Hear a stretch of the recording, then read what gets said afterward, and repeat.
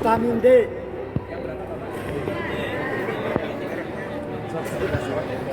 Yang merek apa aja yang tidak etis kalau sebut merek ya.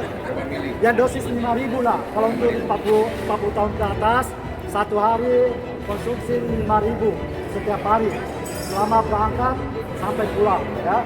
Insya Allah itu vitamin D sangat bagus untuk daya tahan tubuh setiap hari rutin. Kemudian kalau malam hari mau tidur itu minum magnesium ya. Ini saya sebut suplemen yang banyak dijual di apotek ya, dijual bebas. Kecuali Apa namanya? magnesium 400 ya, satu kapsul menjelang tidur. Itu biasanya sangat bagus untuk relaksasi, yang hipertensi, yang tekanan darah tinggi, dan capek-capek. Kita kan menggunakan otot ya, otot tulang ketika melaksanakan kegiatan ibadah di sana, terutama nanti tahap Arafah, Musdalifah, Mina. Itu butuh sekali tenaga otot.